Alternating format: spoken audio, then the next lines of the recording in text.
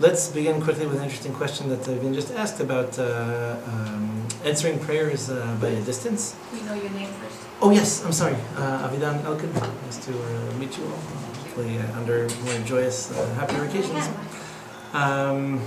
So there's an interesting question asked as to whether or not we, what's the status of prayers or blessings that are recited from a distance by simulcast, video, etc. Satellite. These questions have come up. They hadn't appeared in the Talmud, but there are technological advances that we have to refer back to the sources anyway to try to figure out. So fascinatingly enough, there's an interesting bifurcation of opinions on this particular topic.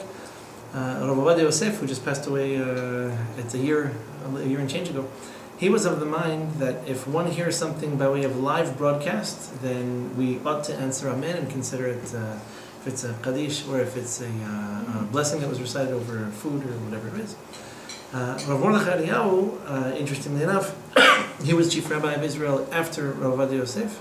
Actually ended up passing away before him, he was a bit younger than him. But he was of the mind that one should not respond Amen. And he based this on an interesting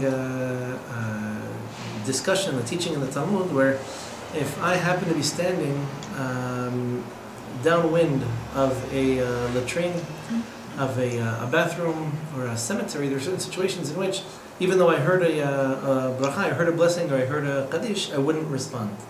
Just out of respect to the the dignity of the prayer and I guess the route by which it came to my ears. So he said that when it comes to satellite broadcasts, just everything passes in theory through everything. So he was of the mind that we're better off just listening and having good thoughts, but not necessarily responding. So at any rate, Vivian suggested a line of a topic, and that is this discussion on gender equality. In particular, as we find, you'll see in Sefer Bereshit, these very first Torah portions that we're reading, once we restart the cycle of Torah reading on Simchat Torah, so there happens to be a very peculiar passage, and it appears in a very peculiar place, where Avraham and Sarah have a bit of a dispute. Everyone who's married knows what that's like. This was a prophetic dispute. So although we all fight for all kinds of reasons, none of us can actually claim prophecy is the reason we're having an argument. My dear wife, you're right about just about everything except that this I happen to get from God. You'll have to cede. So the discussion was about the future of the household and the place of Ishmael in it. Ishmael is the son of Hagar. Hagar was Egyptian, and she was. It was at Sarah's behest that she comes to the conclusion she doesn't think she's going to be able to have any children. She suggests to Abraham, please to have a child from Hagar, and this is Ishmael. Ishmael grows up to be Ishmael. Sarah then gets pretty infuriated with Abraham, and she says to him, "Garesh ha'amazot vat benah." Literally evict this maidservant and her son. For the son of this maidservant shall not inherit along with my son, with Yitzchak. So on the surface it sounds like she's more concerned for her child, her own biological child, than she is for the adoptive one. And Abraham's response seems to follow suit. Abraham says, he doesn't say, actually, the Torah testifies about him. It was an evil thing, it was a bad thing in his eyes, this whole discussion pertaining to his son. Lo and behold, Hashem sends Abraham a prophecy, and he says to him, let it not be bad in your eyes. Everything Sarah should tell you, whatever Sarah should tell you, you listen to her. For Yitzchak is the one through whom your descendants shall be named. The promises will be fulfilled through him.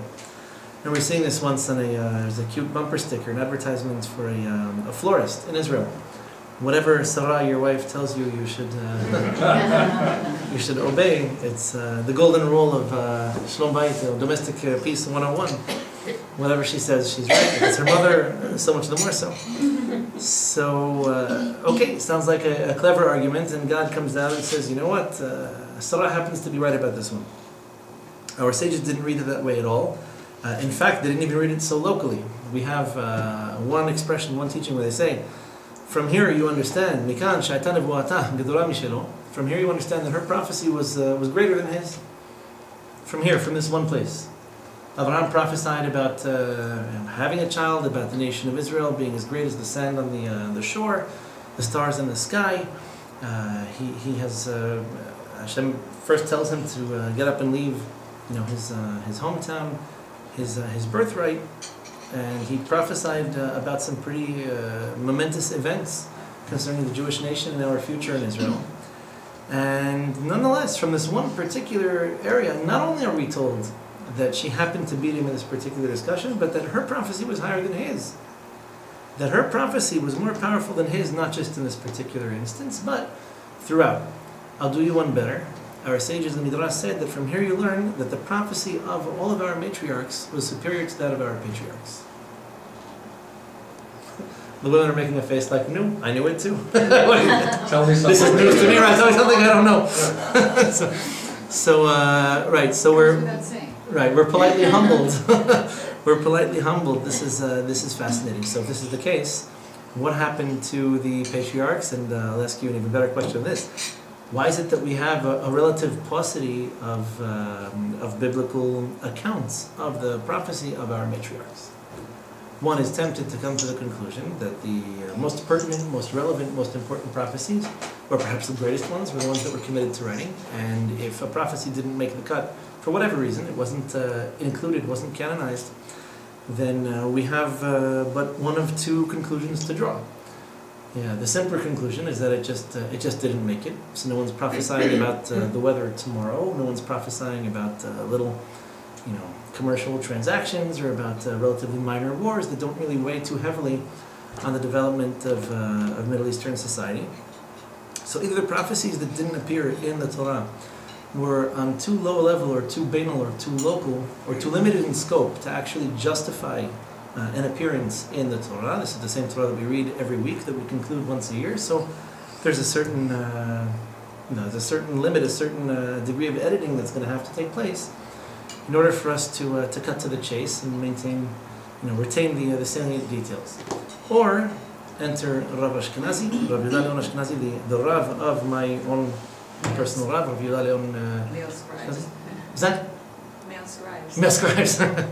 So, Rav Ashkenazi said like this. He was the last chief rabbi of Algeria before they kicked all the Jews out, right?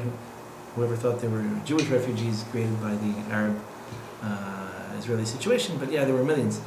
Rav Ashkenazi explained thusly. He said you could look at it either that it was something so simple that it didn't merit being committed to posterity, or that these prophecies were on such a high level that we wouldn't know what to do with them if we had them.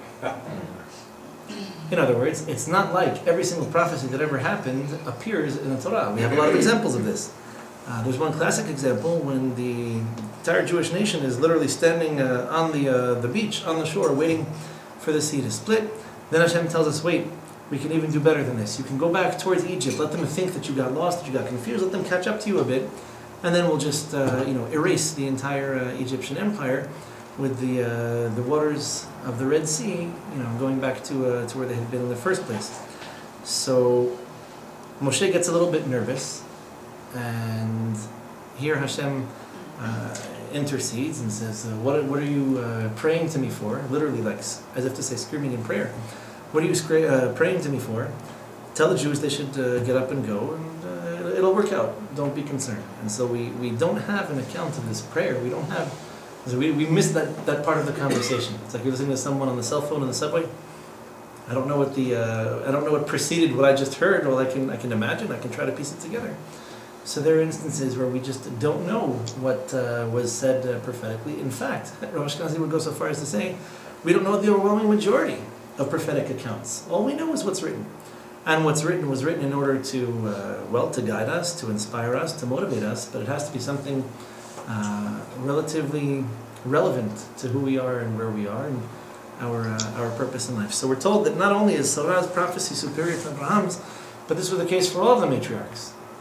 And that really leaves you scratching your head. So, okay, because we have, say for example, in this week's parasha, Rivka, she prophesied she has difficult pregnancy, and she suffers. She goes to Shem and Eber, the two last torchbearers of the prophetic tradition, not necessarily prophets themselves, but they were wise men. And she's told that she's pregnant with twins, perhaps a prophetically inspired insight on their part in the days before ultrasound. And we don't really have too much by way of prophecy when it comes to Rivka, save for a really, really interesting one.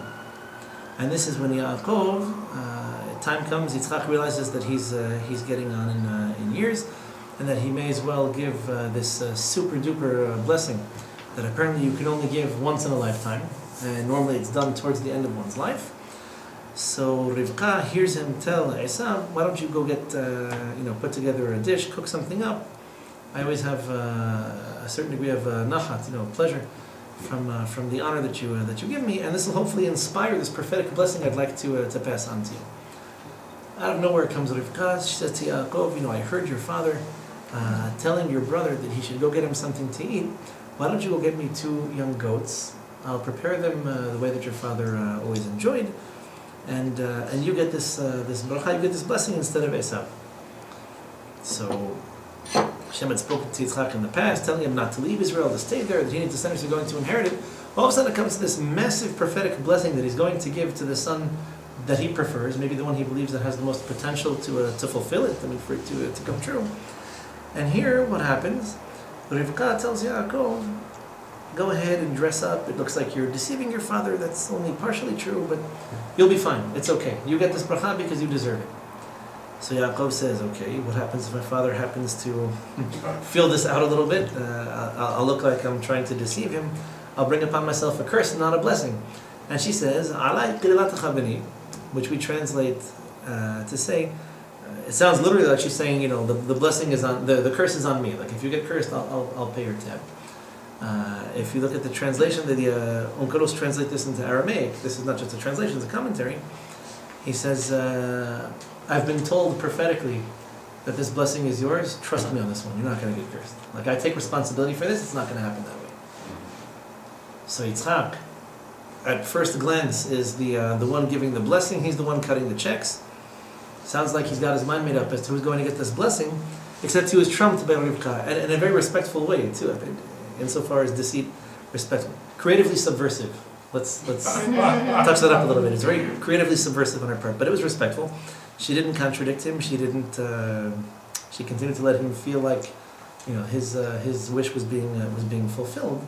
But because her prophecy apparently went further than his, she could see further into the future. Probably she could see what would happen if Esav were to receive the bracha that he thought was destined to him anyway. And second of all, she could see that Yaakov, although for whatever reason his father seemed never to fully appreciate his potential, she saw it, and she said, this is definitely the son who's going to adhere to the prophetic ways, and he's the one that's definitely entitled to this blessing more than anyone else. And so she works it out. In the end, he doesn't get cursed, he gets blessed. In fact, when Yitzchak finds out that this is what happened, he goes back and he blesses him again. When Esav comes in, he says, wait a second, what happened? The blessing you're supposed to give me, he gave to... He says, oh, your brother came, must have tricked me. He brought food, he prepared for me, and I gave him the blessing. The one once-in-a-lifetime blessing I was going to give to you, I ended up giving to him. So Esav says, is that the case? So he tricked me, so he deceived me. So Yitzchak's answer is, Gam Baruch Yeh.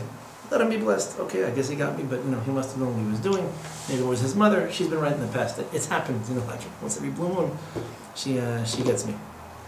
Very interesting. So, although Abraham and Yitzchak both appear much more prominently, if you will, in the scriptures, in the verses that we have before us, you have a couple of really curious events, incidentally, both of them relating to education.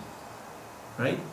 When it comes to Sarah and her request that Abraham evict Hagar and Ishmael, it had to do with the corruptive influence he was going to have over Yitzchak. And then when it comes to Yitzchak himself, his wife only trumps him where she sees that his prophecy is going to let him down, because he believes that Esav is going to be the continuer of this path, and she has no choice but to get involved. Right? It's not just education; it's the future of the Jewish nation.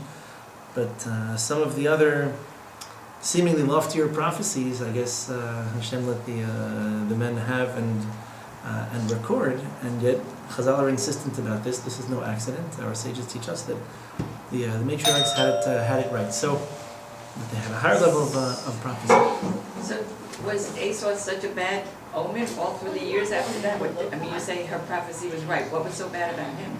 That's a fascinating question. It's a whole topic for discussion. Apparently, I mean, we're told that Yitzchak prefers him because he gets things done. He's a doer. So he's quick to get things done. He's facile with his hands. He manages. Esau, right. And Yaakov is a bit more of the perpetual student. He's the one who maybe, So the equivalent of our generation, like he would have stuck around for a few more degrees, a few more certifications. So what was Sarah's desire for, why was she want it that way, but when Esau is the one that gets things done? Why did she choose? Rivka. Yeah. She saw, so the only answer I can give you is prophetic. In other words, she saw, I wish I could argue with my wife like this, but she saw, prophetically speaking, in other words, she could see into the future based on the evidence they had at hand and how things were going to play out historically. She saw this had the potential not only not to work, but to be a disaster. And I'd like to know when the future came out, so that proved her right. Right, well, here again, I'll give you a beautiful gem from Ashkenazi. He used to speak a lot about the differences and the similarities between Ashkenazi and Sephardi culture. He used to speak a lot about the Sephardim and their relationship to Ishmael and their culture, the Arab Muslim culture, and making the headlines again, not necessarily for good reasons, but that's right, we already left. and the Ashkenazim hailing from Esav and European culture, very fascinating topic for discussion. If you will, on one foot, Rav Ashkenazi used to say that the way they're described in this week's parasha really hits the nail on the head. Esav is described as Ish Yodeh Atzai Ish Sadeh. He's described as a man who's knowledgeable in trapping. Tzayid, either hunting or trapping. Right. In other words, he's very slick with his tongue. He's very eloquent. He has a way with words, and he has a penchant for violence, which is probably European history in about as small a nutshell as you can squeeze it into. But the European continent is probably responsible for more deaths than the rest of the continents combined, and they have the chutzpah to band together as like the United Nations and tell everyone else how to conduct a warfare. I mean, that's pretty audacious for a continent that killed. Just the Second World War was 50, 60 million people. I mean, we won't know the extent of the numbers. Even the Arabs, with all their insanity and their lack of technological advancement, probably aren't capable of doing such. Even if they wanted to, they couldn't. Even if they wanted to, they couldn't. It's not really in their nature. Yeah, there's definitely a crazy element right now among them, and they definitely need to eradicate it. But the Europeans have not only tried but succeeded, and numerous times, in killing people by the million. I mean, numbers that we can't even grapple with. So there's a certain degree of sophistication by Esav that's lacking by Ishmael. And at the same time, this sophistication is not necessarily a pure blessing. Modernity and technology aren't a blessing or a curse per se. It's really, it depends on the context in which how you handle these things. So there are definitely very positive aspects to this. Think of medicine, cures for disease, inoculation, surgery, mass transit, refrigeration. There are some wonderful bits of technology that we rely on day in, day out. And there are some less happy aspects to technology because it really allows you to mass produce and disseminate quite a bit of insanity.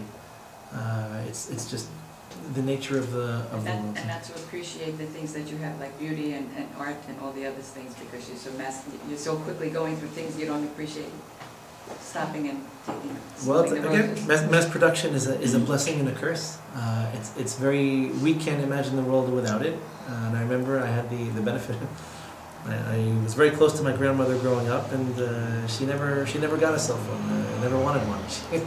Yes, it's true. At the back of the day, grandfather went out to work, and who knew if he was coming back? But that was emunah. That was our faith.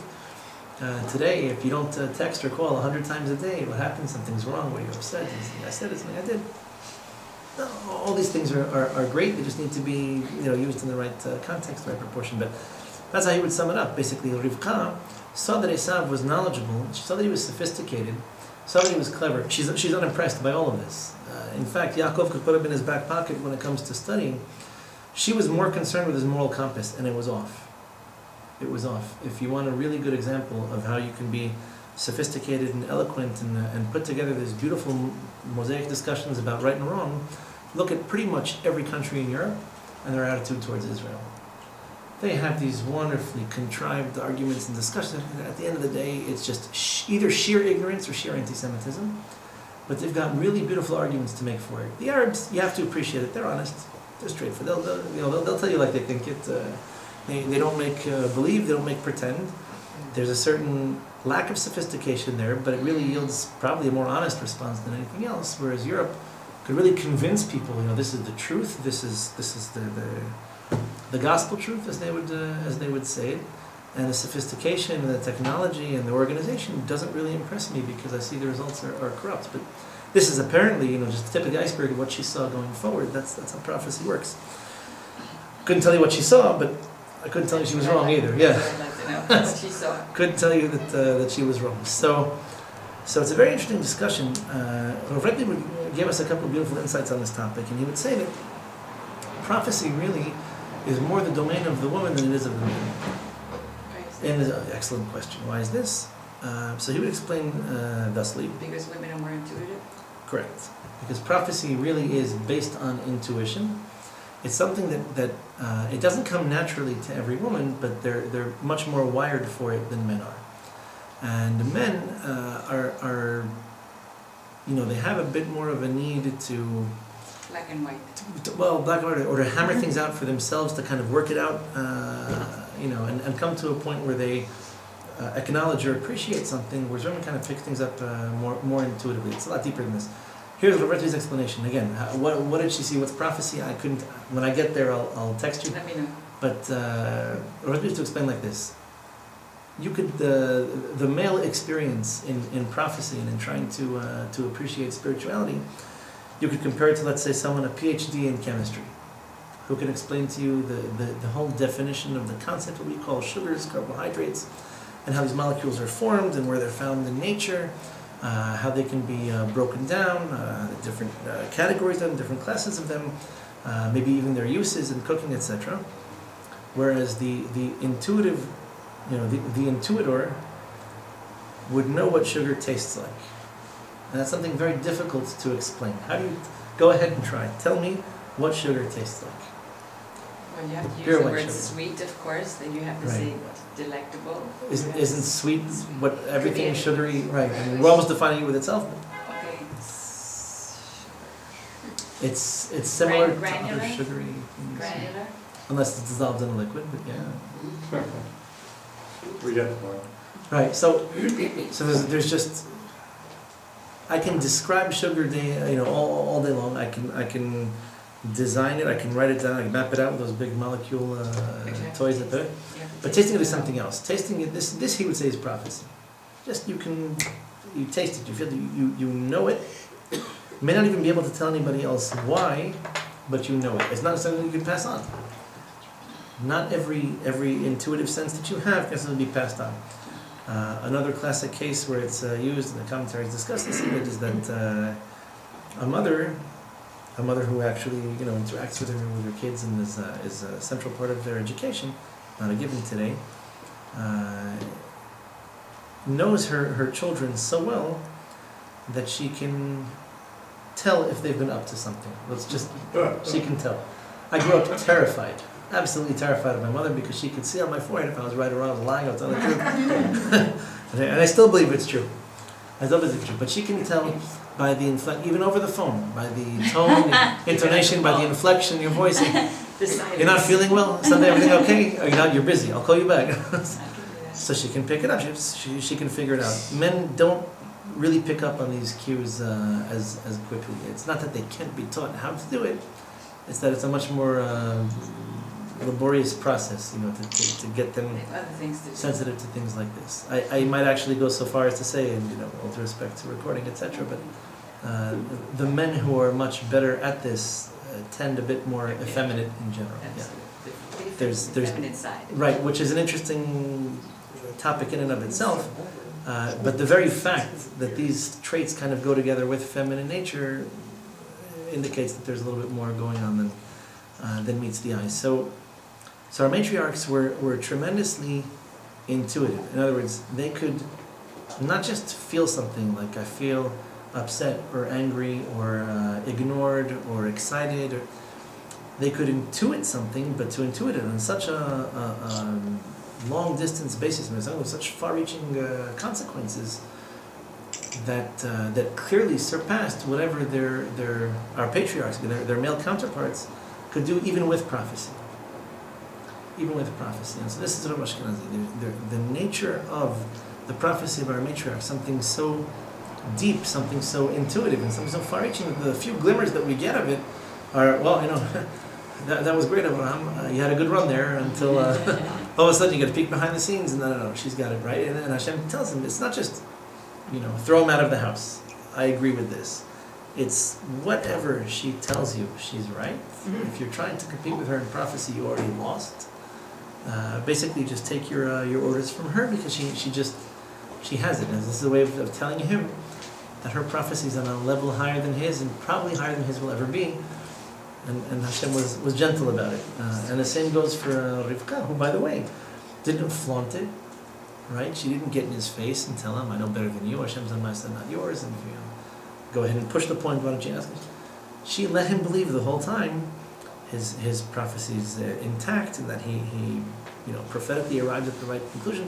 How could you choose Esav over Yaakov is a whole other story, but he until a certain point he believed this. My guess, for what it's worth, is that when he realized that she was the one who put Yaakov up to this, and it actually happened, he must have folded his cards. He wasn't upset. We never see him get upset.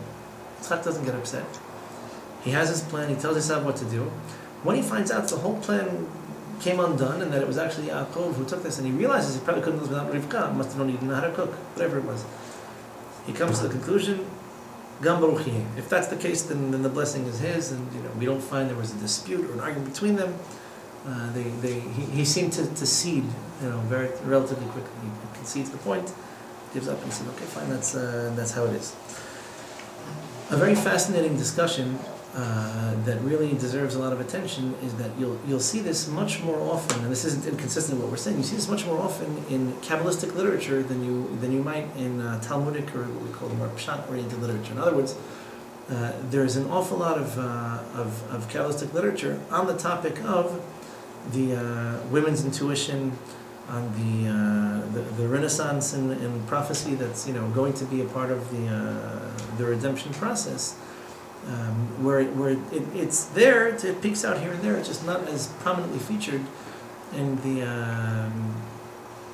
the more day-to-day, let's say, Jewish law halachic aspect of it. And once again, Rav Ashkenazi would explain that since prophecy is something so intuitive, we're right now in the age of a prophetic void.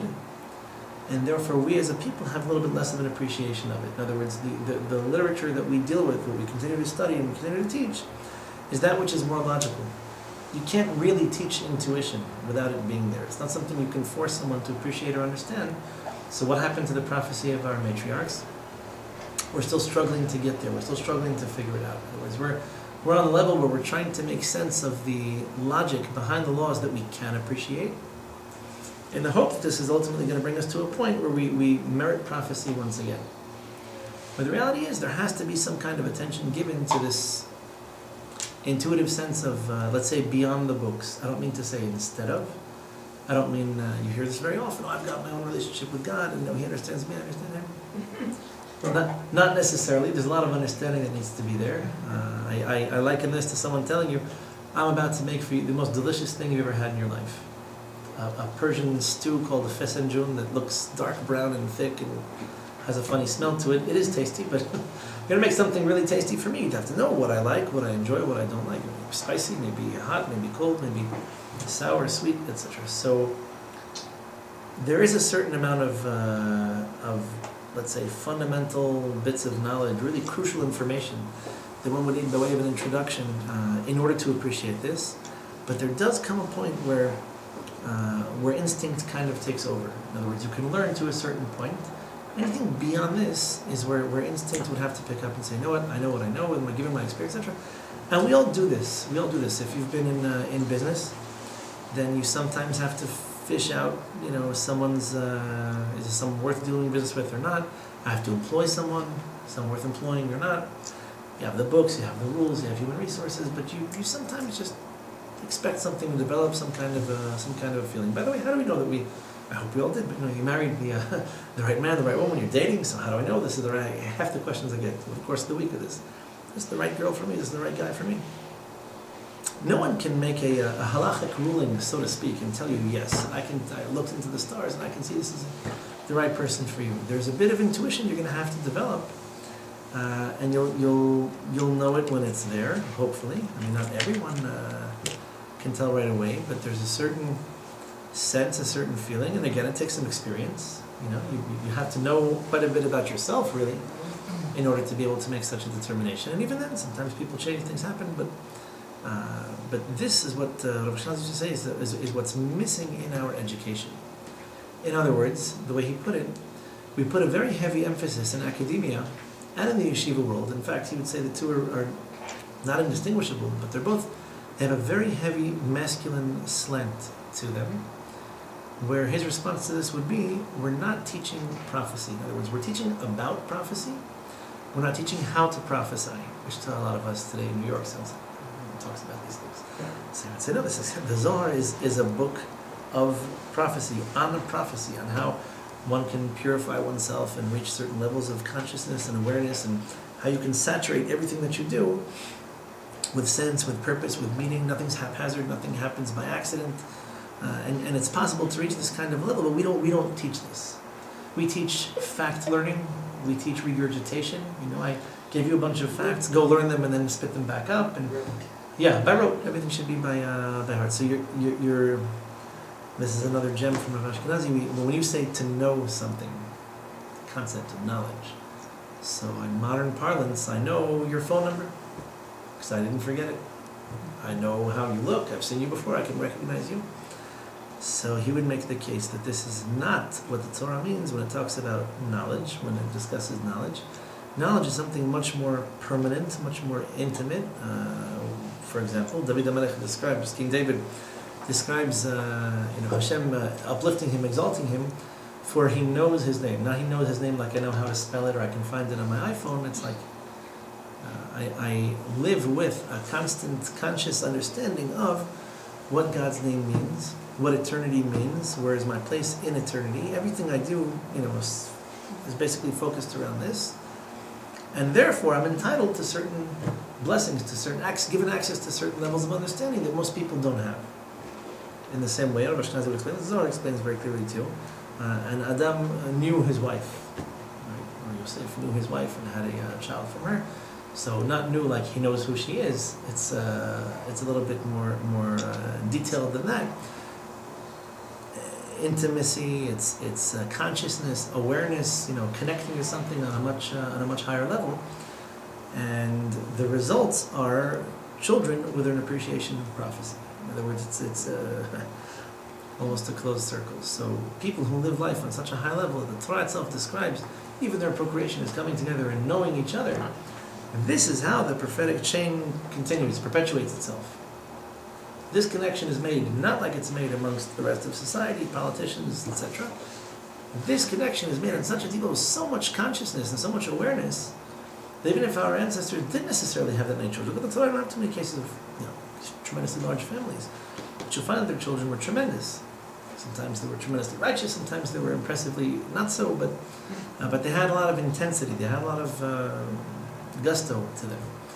And that was the result of people living life on a very high level and seeking out this maximization of the brain, of the heart, looking not just to know things and to know facts, but to make sense of them, to reach the highest level you can reach, from which point on you're only able to intuit. You can prophesy, you can reflect on things, and try to pick it up. But fascinating topic for discussion.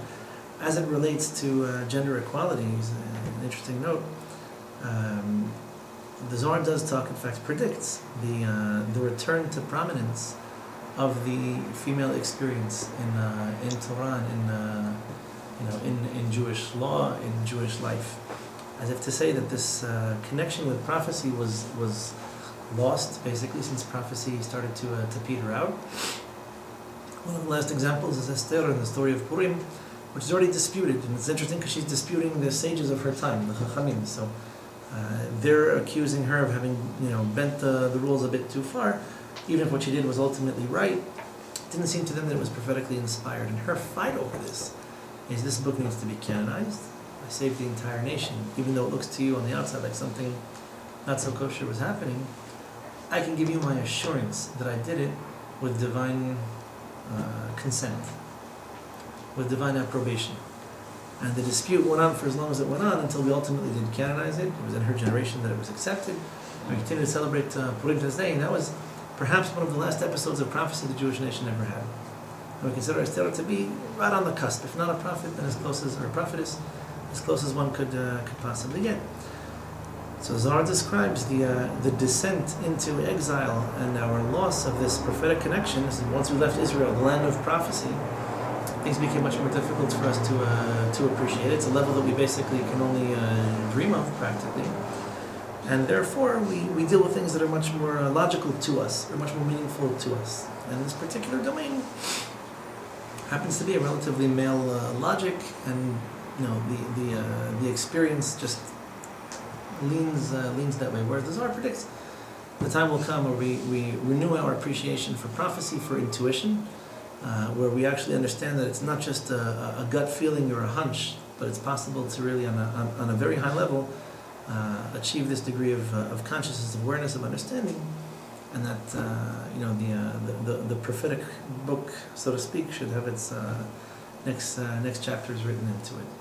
Beautiful. I'll conclude with this. Rav Ashkenazi spoke about Chanukah once, and he said that the story of Purim was committed to writing; it was canonized, whereas the story of Chanukah was not. Chanukah is coming up. We have barely not even a month. So, what's the difference between the two? He said Purim, there was an attempt in that particular generation to annihilate the entire Jewish nation. It was an impressive story, and we'd faced adversity in the past. But we managed to overcome that particular episode thanks to Esther, her self-sacrifice, and her intuition. The book is called, the Megillah is called the Book of Esther. This is her. She was the one who saved the entire nation. What happened in the story of Chanukah? Well, the revolution began with a Jewish woman by the name of Yehudit, who managed to seduce the Greek hegemon and decapitate him. This ultimately led to an avalanche of the Jews thinking of themselves, of the culture, or how did we get to this point? We're so thoroughly assimilated, we didn't even realize how we got there. So Rosh Hashanah would say that story, the conclusion hasn't been written yet. That's where we got stuck, so to speak, as a nation. In other words, it's the most recent of all the holidays. What else do we commemorate? I mean, Purim was between the two temples, so it was the exile, the Babylonian exile after the first temple. And Chanukah was a real war, a culture war. During the period of the Second Temple, it was still around, but it was also on its last leg. And because the way out of this particular conundrum is ultimately this return to, I don't just want to know the technical halachot, the technical laws, the technical details.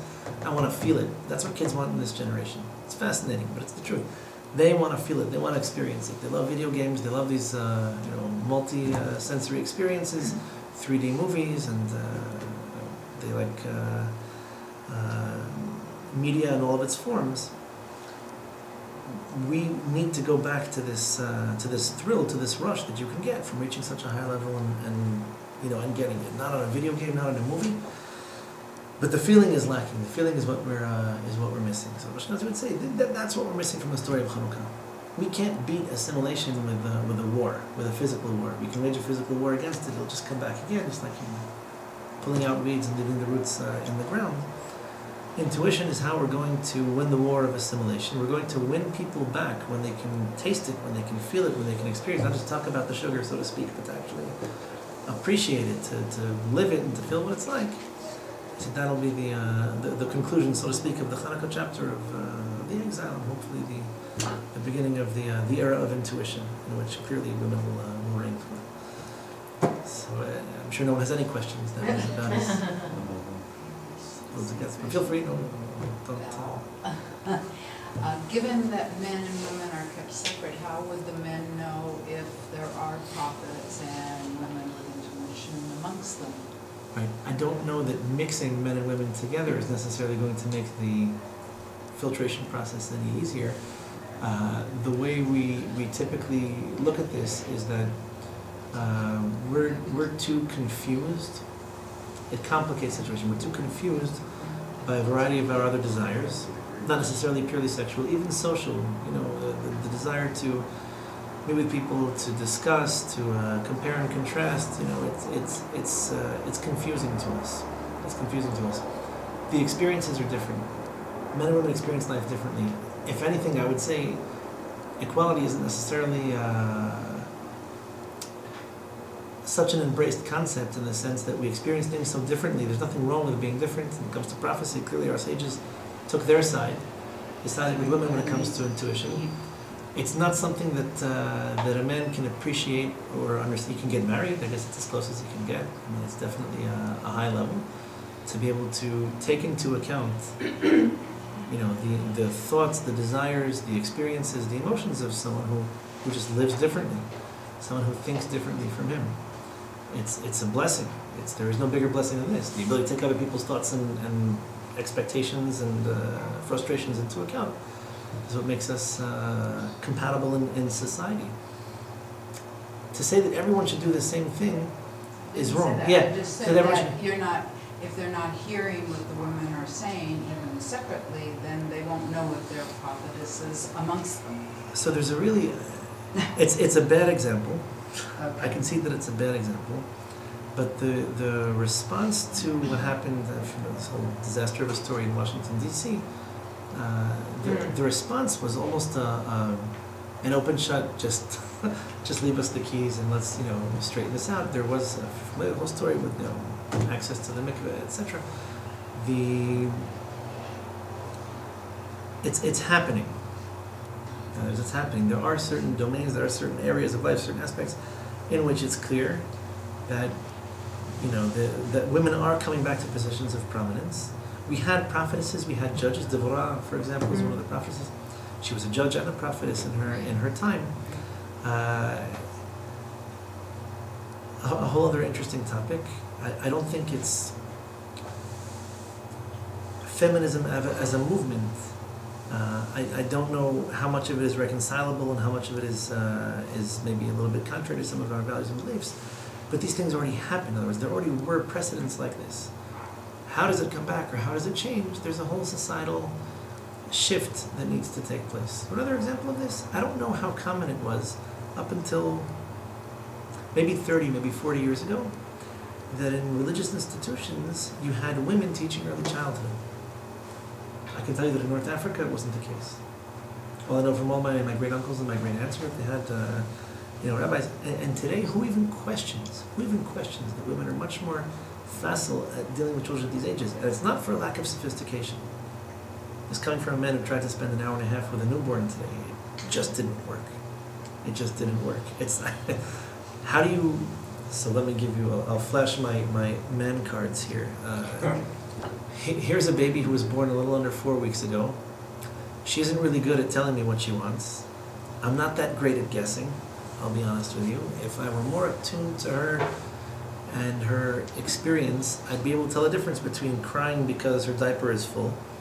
It took me a while to arrive at that conclusion, but it wasn't full then, so I can't really tell you conclusively. She's crying because she needs a bath, crying because she's tired, crying because she's hungry, crying because she has to burp. So She's hungry. if she's hungry, she has to eat. I couldn't tell you. Even kids, 4, 5, 6, maybe 15, 20, 30 years old, aren't always good at telling you what's wrong. So in early childhood, where everyone concedes, they'll tell you stories. Their grasp on reality isn't 1,000%.